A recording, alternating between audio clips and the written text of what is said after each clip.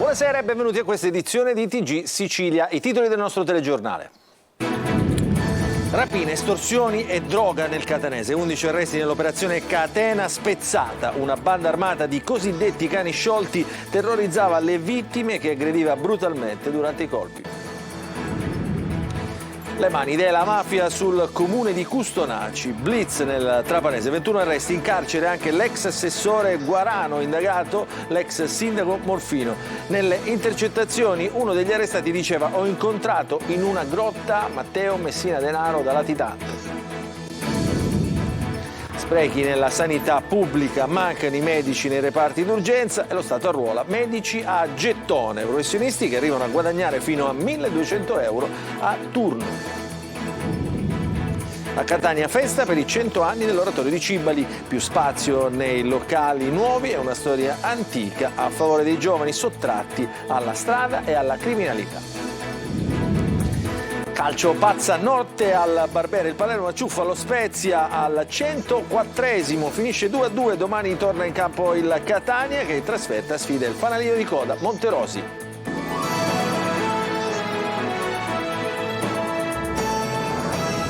Ancora benvenuti a questa edizione di TG Sicilia. In apertura la cronaca: a Catania 11 arresti nell'operazione Catena Spezzata. La banda armata terrorizzava le vittime e le aggrediva brutalmente. Tonino De Mana. L'hanno chiamata catena spezzata per l'efferatezza delle azioni e perché il territorio delle principali scorribande era quello di Acireale ed Acicatena, ma con puntate anche a Belpasso e Campobello di Licata. Aggressioni spietate e sfrontate che per la violenza delle azioni hanno spinto gli investigatori ad accelerare le indagini prima che qualcuno potesse farsi male davvero. 11 gli arresti della polizia di Catania che ha smantellato un'organizzazione criminale a struttura piramidale guidata da Antonino Patanè, 63 anni, ritenuto vicino al clan Laudani. 4 le rapine effettuate, la prima il 12 ottobre del 2022 in un ufficio postale di Catania ed una sventata il 22 dicembre del 2022 che ha portato all'arresto in flagranza di 2 malviventi nel corso di un raid effettuato a Belpasso e concluso con il ferimento di un commerciante. Un'azione cruenta che ha indotto la squadra mobile a chiudere in fretta le indagini e a far scattare le manette. Oggi sostanzialmente si è concluso il ciclo di natura operativa, come sapete. C'è stata l'attività repressiva correlata a questa indagine, come abbiamo detto, lampo. Il gruppo faceva riferimento a un soggetto dotato di una particolare caratura criminale. Un'escalation di violenza che in 3 mesi ha terrorizzato i commercianti, vessati, aggrediti e feriti, in un caso anche con il calcio della pistola, con l'unico obiettivo di arraffare soldi, quanto più denaro possibile, come mostra l'azione concitata di questo malvivente, intento a svuotare le casse. Non solo rapine, il gruppo effettuava anche furti, estorsioni e spacciava droga nell'Interland acese. Dopo i servizi interforze del 19 ottobre è proseguita a Catania l'operazione della polizia nel quartiere di San Berillo Vecchio, dove le volanti hanno eseguito l'attività di pattugliamento e perlustrazione anche con il supporto di unità cinofile antidroga. Nel corso del servizio gli agenti hanno sequestrato marijuana confezionata in decine di dosi che era nascosta in un nascondiglio ricavato nel muro di un immobile in via Pistone. Gli agenti hanno contestato inoltre le pessime condizioni igienico-sanitarie dell'edificio, le cui stanze si presentavano piene di rifiuti. In via delle Finanze sono stati interessati gli enti competenti per la rimozione di masserizie e rifiuti.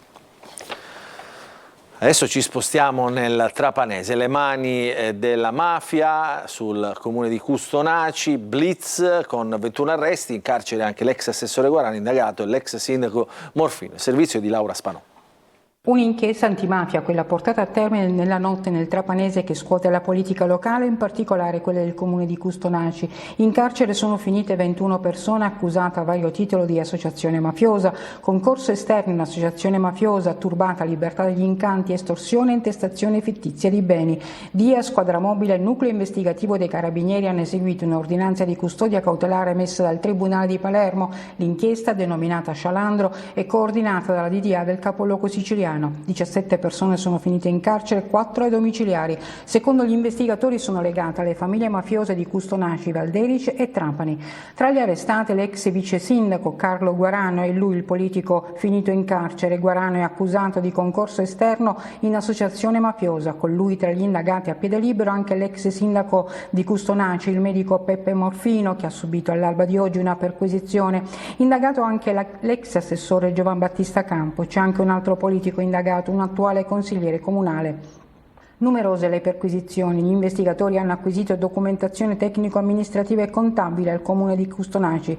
A Guarano viene contestato di essere stato l'elemento di collegamento tra la cosca mafiosa e il municipio. Le intercettazioni nel maggio del 2022 l'hanno sorpreso mentre mostrava tutta la sua insofferenza per le manifestazioni in ricordo delle stragi di Capaci e Viedamelio. Un anno prima era stato deciso di intitolare l'aula consigliare ad Antonino Caponnetto, il magistrato che ideò il pool antimafia. Guarano Cosdegno diceva che i soldi li doveva sborsare il magistrato morto. Le intercettazioni hanno anche seguito le mosse dei fedelissimi di Matteo Messina Denaro. Uno degli arrestati diceva di averlo incontrato in una grotta. Si parla di rapporti opachi tra esponenti della vecchia amministrazione comunale di Custonaci e le famiglie mafiose. Dalle indagini durate 3 anni i boss imponevano al comune i nomi di chi doveva ricevere contributi economici post-Covid. Sarebbero anche riusciti a pilotare l'affidamento di appalti pubblici in favore di ditte colluse o a loro riconducibili, una delle quali ho assunto fittiziamente un ergastolano solo per consentirgli di beneficiare della semilibertà. Il controllo socio-economico del territorio veniva attuato pure attraverso estorsione e intimidazione nei confronti dei titolari di aziende agricole per dissuaderle all'acquisto di terreni finiti nel mirino dei mafiosi. Di un morto e di un ferito il bilancio di un incidente stradale avvenuto sulla Palermo-Catania all'altezza dell'uscita Tre Monzelli, dove un mezzo pesante è caduto da un viadotto nella zona dell'uscita Irosa. L'autista e il passeggero del mezzo sono rimasti incastrati, i vigili del fuoco li hanno estratti dalle lamiere e affidati ai sanitari del 118. Nuovo colpo agli affari degli imprenditori legati al clan Scalisi di Adrano, sequestrati beni per 86 milioni di euro. Eva Spampinato. Hanno seguito il flusso dei soldi e sono arrivati a scoperchiare un vaso di Pandora fatto di mancato versamento dell'IVA, distrazione di fondi da una società ad un'altra, prestanomi, autoriciclaggio, reimpiego di denaro illecito, bancarotta. È così che tornano nel mirino della Guardia di Finanza e del Comando Provinciale di Catania gli imprenditori Antonio Siverino, detto un miliardario, e il figlio Francesco, già arrestati in precedenza insieme con un prestanome. I finanzieri, in collaborazione con lo Scico, hanno eseguito un blitz in 5 regioni italiane, arrestato 3 persone e indagato altre 28, oltre che sequestrato beni per 86 milioni di euro. Secondo le accuse, i Siverino avrebbero sistematicamente favorito il clan Scalisi di Adrano, articolazione locale della famiglia mafiosa Laudani, alimentando le casse del gruppo con un contributo stabile e protratto nel tempo. L'obiettivo era quello di consolidare il potere economico dell'organizzazione mafiosa, incrementare e allo stesso tempo occultare il patrimonio del sodalizio, dal quale in cambio avrebbero ricevuto protezione e agevolazione per espandere le proprie attività imprenditoriali. Nel nuovo filone investigativo sono stati approfonditi i rapporti commerciali e i flussi finanziari della rete di 25 imprese, con sede a Catania, Milano, Napoli, Roma, Varese e Verona, facenti capo ai 2 imprenditori arrestati. Sono state ricostruite le cause che hanno portato al gravissimo dissesto economico di una società catanese attiva nella commercializzazione di carburante e formalmente amministrata da un soggetto di comodo, dichiarata fallita nel 2021. La società fallita non avrebbe versato l'IVA per oltre 9,7 milioni di euro solo nel 2019. I 2 imprenditori, inoltre, con l'aiuto di prestanome a capo di 6 diverse società, tutte riconducibili a loro, avrebbero operato ingiustificati prelievi in contante e bonifici in favore di queste società, drenando così liquidità per quasi 30 milioni di euro in poco più di 3 anni. Un turista spagnolo di 57 anni è stato trovato morto in una stanza del San Paolo Palace Hotel in via Messina Marine a Palermo. Sotto al corpo è stato trovato del sangue. A scoprire il cadavere è stato il personale della struttura, è entrato in stanza per ripulire e sistemare. Alla vista del cadavere è scattato immediatamente l'allarme. Sul posto sono intervenuti i carabinieri della compagnia della sezione investigazioni scientifiche per i rilievi del caso. Non è escluso che l'uomo si sia sentito male e abbia sbattuto la testa provocandosi una ferita alla testa. Mancano i medici nei reparti d'urgenza e lo Stato arruola professionisti a gettone che arrivano a guadagnare anche 1.200 euro a turno. Ce ne parla in questo servizio Angelo Gagliano. Sono qua da 8:30 della mattina. Un'oretta e mezza, credo che sia, non lo so se è normale o meno, però. Non c'era qui il cardiologo e l'hanno dovuto mandare a Lentini. Non ci vuole lavorare più nessuno, perché vengono tutti quanti aggrediti, e poi mi prendo quando all'ospedale, quando mi prendono il reparto, ma il reparto lavora molto meno, c'è paragone. Arrivare al pronto soccorso e dopo un'attesa di ore ritrovarsi affidati alle cure di un medico sì, ma che spesso ha scarsa o nessuna competenza nella medicina di urgenza, perché è specializzati in oncologia, radiologia o in medicina estetica. Negli ospedali, specie nei reparti di emergenza, mancano i medici, si calcola circa il 40% nelle piante organiche e la maggior parte delle aziende sanitarie territoriali per tamponare sono costrette ad arruolare liberi professionisti a partita IVA, i cosiddetti gettonisti. In Sicilia su circa 800 medici di pronto soccorso che servirebbero ce n'è poco meno di 400, soprattutto nei pronto soccorso di periferia, quelli delle ASP. Pensare di poter rimpolpare le nostre unità operative con i medici gettonisti è assolutamente una follia. Gestiti da cooperative nazionali, sono chiamati per coprire turni di 12 ore e vengono pagati da 80 a 120 euro a ora. Un medico che può avere qualunque tipo di specializzazione o anche nessuna specializzazione, che accetta di fare il gettonista, guadagnerà per una notte in servizio 1.200 euro, 100 euro l'ora. C'è un mio amico oncologo, per esempio, che recentemente ha scelto di mettersi in aspettativa dal posto di lavoro dove era di ruolo, si è preso aspettativa, la legge lo consente, e nei mesi in cui sarà in aspettativa farà questo, i turni in pronto soccorso, e ovviamente guadagnerà cifre che da dipendente non avrebbe mai guadagnato, non si sarebbe mai sognato di guadagnare. E spesso, quando i pronto soccorso sono affidati a gettonisti, i reparti si fermano. Evidentemente il gettonista viene pagato ad ore. Se ha un caso dubbio, tiene il paziente all'interno del reparto di pronto soccorso tutto il tempo che serve per fare una diagnosi che lo metta al riparo anche dal punto di vista medico-legale. Ma mentre lui studia al triage e in sala d'attesa c'è magari quello col braccio rotto che aspetterà ore. Forse per una sfida 2 bambine di circa 12 anni hanno ingerito della candeggina. Ora sono ricoverate all'ospedale dei bambini a Palermo. Una delle due l'ha bevuta mentre giocava in una villetta con le amiche. La compagna a scuola, dove avrebbe portato la candeggina da casa, in una bottiglietta. Le loro condizioni non sarebbero gravi. Adesso i carabinieri stanno cercando di ricostruire quanto è accaduto. Palermo inghiottita dal traffico, cambiamo argomento, sul ponte Corleone e in via Crispi a causa dei lavori si impiega anche un'ora per percorrere qualche chilometro. Marco Gulla. Mi vergogno a dirlo, è il traffico, troppe macchine, è un traffico tentacolare, vorticoso che ci impedisce di vivere.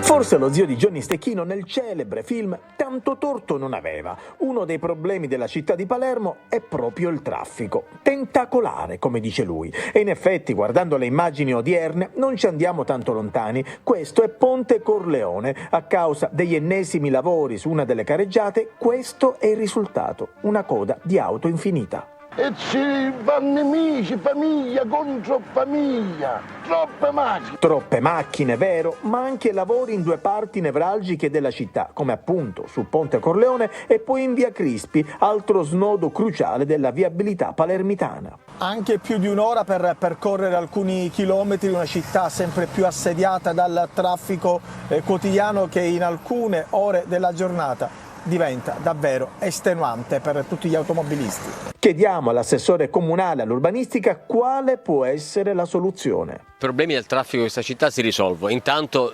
verificando che non siano necessari anche interventi sulla viabilità, sul miglioramento della fluidità del traffico, ma soprattutto è importante rendere il trasporto pubblico locale, sia quello su gomma, quindi gli autobus, che quello su ferro, con il progressivo entrata in funzione di passante, anello e tram sempre più esteso, l'alternativa migliore. Cioè, dobbiamo fare in modo che i palermitani possano lasciare a casa la loro auto e quindi non congestionare le strade e poter utilizzare un trasporto pubblico locale sempre più efficiente. Intanto però gli anni passano e le parole dello zio di Johnny Stecchino restano assolutamente attuali. Mi vergogno a dirlo, è traffico.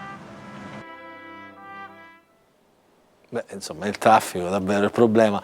Adesso ci spostiamo a Catania, nel quartiere di Cibali. Si ingrandisce l'oratorio che in 100 anni ha formato generazioni di giovani, sottraendoli alla strada e alla criminalità. Adelaide Barbagallo. Da abitazioni fatiscenti a una casa per tutti. A Catania, nel cuore di Cibali, quartiere ad alto rischio dispersione scolastica, l'oratorio che ha formato intere generazioni di giovani. 100 anni di storia, 50 da quando c'è pure la chiesa. Ed è giunto il momento di festeggiare i nuovi locali. Qui, dai bambini ai più anziani, tutti si incontrano e fanno qualcosa. Questo oratorio come la fontana in cui tante famiglie possono attingere acqua da riportare nella propria casa. Il recupero scolastico si fa con un rapporto individuale di insegnante e bambino 1 a 1. Molti dei nostri bambini fanno recupero scolastico a casa di anziani invalidi che non possono venire in parrocchia. Un oratorio che è un faro per questo quartiere. Il mio sogno è che ogni parrocchia abbia il suo oratorio. L'oratorio ormai non è più semplicemente il luogo dei ragazzi, ma il luogo delle famiglie. Dobbiamo pensarlo così. Nel 1921 la famiglia Marletta donò il terreno per far sorgere un centro di aggregazione giovanile. La prima costruzione fu una cappella e poi il teatrino, ai cui spettacoli partecipava tutto il quartiere. Tutti maschi, anche le parti femminili le facevano i maschi. Tra i più giovani c'è Alice, cresciuta qui e che all'oratorio ha dedicato la sua tesi di laurea. C'è Alessia. Padre Alberto, vorrei andare in Africa per aiutare il prossimo, e lui mi ha risposto: c'è bisogno che arrivi fino a là, inizia da qua, da casa tua. Vito ora fa il ginecologo. La guerra era finita da pochi anni e l'oratorio ci accolse per farci maturare dal punto di vista religioso, spirituale e anche sportivo. Molti ragazzi di un tempo diventati professionisti e che continuano a frequentarlo. Cardiologi, otorine, di tutto c'è stato in questa, una sorta di clinica, voglio dire, che ci ha preparati per il futuro. Un oratorio che riesce a raccogliere la solidarietà di tanti, e tra questi anche quella del calciatore del Catania Di Carmine, che ha donato la sua maglia numero 10 che verrà data in sorteggio. Ed eccoli ancora qui, i ragazzi degli anni 60. La Protezione Civile ha diramato un bollettino che prevede per domani, per le province di Trapani, Palermo e Messina, l'allerta gialla, quindi sono possibili dei temporali, come vedete in questa mappa che vi abbiamo proposto. Adesso ci fermiamo e poi un'ampia pagina di sport.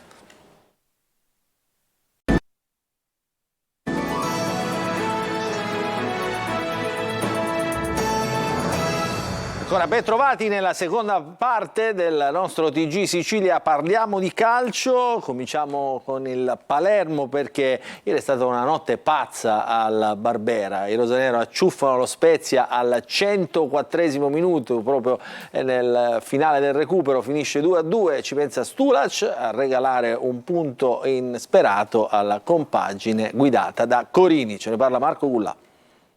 Il Palermo non muore mai. Al minuto 104 Leo Stulaz recupera lo Spezia e con una punizione magistrale pareggia sul 2-2, una partita che sembrava persa.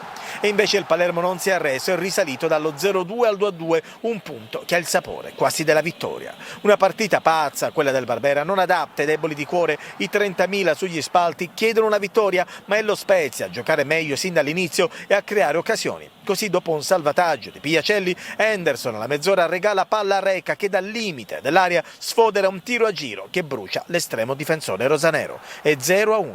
Il Palermo stordito prova a reagire, ma la formazione ligure è ben messa in campo. Nella ripresa il Palermo si riversa in avanti, reclama un rigore che probabilmente c'era, ma che l'arbitro non fischia dopo 3 minuti al VAR. Si va avanti ed è lo Spezia a raddoppiare. Bandinelli approfitta del lassismo della difesa palermitana, serve Zurkowski con un cross basso e da pochi centimetri il numero 9 non fallisce. Sembra finita, ma non è così. Lund per Mancuso non sbaglia l'attaccante rosanero subentrato a Insigne. 1-2.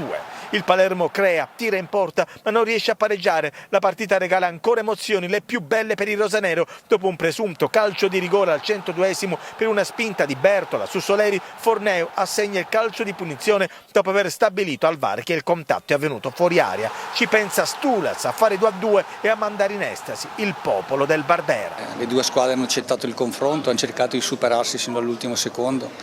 Se andate a vedervi i dati della partita certificano che meritavamo un risultato positivo e l'abbiamo ottenuto con una spinta straordinaria del nostro pubblico, 30.000 persone che ci hanno aiutato, sostenuto, e noi abbiamo messo in campo l'energia giusta per provarci, per non abbatterci. Palermo terzo in classifica, ma con una partita ancora da recuperare. E domani con l'inizio alle 18:30 il Catania giocherà in casa del Montirosi con l'obiettivo di dare continuità alla vittoria contro il Taranto. Tabiani sta valutando le diverse opzioni a sua disposizione, considerati anche gli impegni ravvicinati. Francesco Triolo. Il successo di 3 punti contro il Taranto appartengono già alle statistiche. Adesso il Catania cerca continuità, ma soprattutto una svolta che, se sarà, si capirà già dalla partita di domani in casa del fanalino di coda Monterosi, un avversario che, a dispetto dei soli 2 punti conquistati nell'ultimo turno, ha messo alle corde il ben quotato Avellino, e l'errore che si può fare in questo momento è proprio quello di sottovalutarlo. Il vento deve cambiare, già si è notata un'inversione nell'approccio della squadra e l'esultanza di Di Carmine con un Tabiani che domenica era dato sotto esame è un bel segnale di compattezza della squadra, ma adesso occorre dimostrare di poter proseguire su quella strada. Servono conferme anche lontano dal Massimino. Il tecnico rossazzurro ha battuto molto su questo argomento in questi giorni di preparazione e di avvicinamento al match di domani pomeriggio. Ritroverà Silvestri, il difensore centrale che ha scontato il turno di squalifica, e può contare anche sulla disponibilità, seppur non a tempo pieno, di Chiarella se dovesse esserci necessità per l'attacco. Quaini è difficile possa essere recuperabile, così dal primo minuto potrebbe esserci spazio per Rizzo. Gli impegni ravvicinati impongono di dosare le forze, del resto i prossimi impegni con Avellino, al Massimino e le trasferte di Potenza e Cerignola sono ad alto livello di intensità. Così il match winner di domenica scorsa, Samuel Di Carmine, potrebbe fare staffetta con Sarao, poi Chiricò, Marsura e Bocic si giocheranno le altre 2 maglie se dovesse essere 4-3-3, altrimenti c'è la possibilità di vedere Sarao e Di Carmine insieme dall'inizio con Bocic dietro, soluzioni su cui sta lavorando Tabiani, ma su cui scioglierà i dubbi solo nell'immediata vigilia della gara. Il telegiornale finisce qui, grazie per averci seguito, buon proseguimento di serata a tutti.